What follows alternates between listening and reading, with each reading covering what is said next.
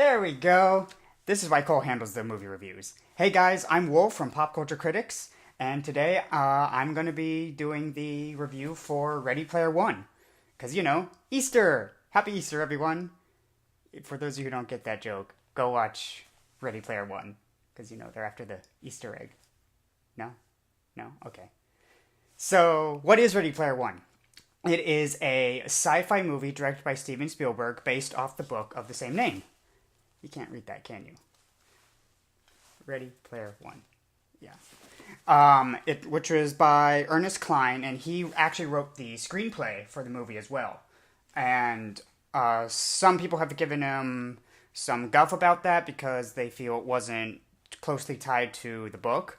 But I think the movie was fine for a movie adaptation because there was no way they were going to get everything that was in the book in the movie. Now, before you ask me in the comments, yes, I did read the book, and it is a phenomenal book. Go read the book. It's amazing. I just recently got back into reading novels, and this was the first one I read, and I love it. And I wanted to read it before the movie came out because I wanted to compare it. And I'm going to say this right now. The movie and the book are extremely different. Very, very different from each other. They aren't even the same thing, honestly. However, the tone in each of the medias stays the same. They have the same tone. Character, his design, I don't think they could have done any better with it. It was a really good design. And just the visuals, I mentioned before that how the book and the movie were very different. The race that you've seen in the trailers, yeah, that's not in the book, but it was in the movie, and it was done really well. Although, I wish it was longer, because I really wanted to see that. I mean, come on, who doesn't want to see the DeLorean race the Akira motorcycle? Come on. That's just cool. I wish they played it out more. So what's the story to Ready Player One? Well, this game creator named James Halliday, he dies, and he leaves this artifact inside the Oasis called the Easter egg. Hence, Easter weekend. Why this is coming out on Easter. Yeah, no, I'm not funny, I know. Anyway, he leaves this thing behind called the Easter egg, and whoever gets this egg gains, I think it was $500 billion, and full control over the Oasis program. And our main character, Wade Rotz, aka Parzival, is trying to obtain this egg. Now, to obtain the egg, you have to go through 3 challenges. In the movie, it's a race, The Shining, and you have to play adventure. And every time you complete these tasks, you get 3 keys. The bronze, jade, and crystal key. By obtaining all 3 keys, you unlock the egg.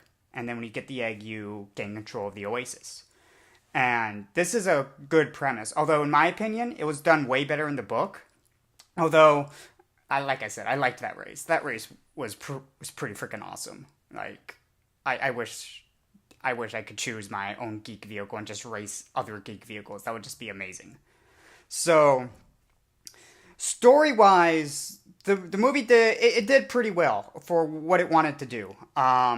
It's nothing like the book, and that's what some people are kind of giving it guff with, is oh, it's not like the book. But the thing is, you can't cram everything in this book. It's 374 pages, and that's a lot to cram into one movie. As I was reading it, I'm just how are they gonna cram all this into a movie? It just doesn't seem possible. And that's kind of where the issues come, because there were some parts that were rushed.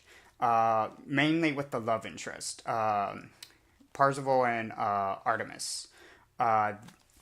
In the book, you get details on them hanging out a lot and just, going on missions together and just getting to know each other. And then during the ballroom scene, spoilers, sorry, some slight spoilers here. During the ballroom scene, when he confesses love to her, she says that, it wouldn't work because they don't know each other. But in the movie, it's just they meet once, he saves her life in the race, then they go to the ballroom scene to follow up on a clue, and then he just says, I love you. And it was just that was extremely rushed. And that happened it happened at the end of the first act. It was really rushed. And another issue I had, another spoiler here, it's just an important one I have to talk about. is H's character. H is Parzival's best friend in the Oasis and pretty much in real life. And in the real world, H is an African American female. But in the Oasis, she's in the movie she's an orc kind of robotic thing, and she's posing as a male character. And in the book, the reveal of that was extremely funny and done really well. And when I was reading the book, I actually did some research on the movie, and I found out T.J. Miller was in the movie. And I started thinking, like, yo, if T.J. Miller is playing H's avatar, the reveal of H is going to be hysterical in the movie. So I was looking forward to that. Then when I started watching the movie, I started hearing H's voice, and I'm like, that is definitely a female character. And even the buddy I went to go watch it with, after we left, he's like, I knew H was a girl, like, from the start. And I'm just like, yeah, they didn't do a really good job at masking that. It was done better in the book, which it was, because when I read that, I was like, what? H is female? Like, what? Because H acts like this dude kind of person. But then when you meet her in the real world, she's not like that. And it was a really good reveal in the book, but done really poorly in the movie. Parzival's character was also done really well. He has this goal. He wants to find the egg. Although in the book, he has more of a motive to get the egg, because in the movie, he just kind of sounds like he wants to be a rich kind of asshole, which he doesn't want to in the book. He wants to fly out into space and save everyone from the godforsaken Earth, but he doesn't know if it's even possible. And so by the end of the book, him and Artemis are willing to work together. But in the movie, he just kind of wants the egg, and that's kind of it. But he was funny enough. He had some good jokes. He was engaging enough. I enjoyed him. I loved his design. And yeah, that's pretty much all I have to say about Ready Player One. Sorry for this being such kind of a sloppy review. It's my first time doing this. This is why Cole handles these. I'm more of the game reviewer.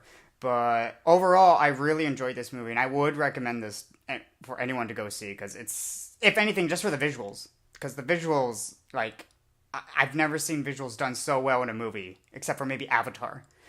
Which is why I'm giving Ready Player One an A. A solid A. Thank you guys so much for watching. If you enjoyed this review, make sure to subscribe to us, like us on Facebook, and follow us on Twitter. This has been Wolf with Pop Culture Critics, signing off.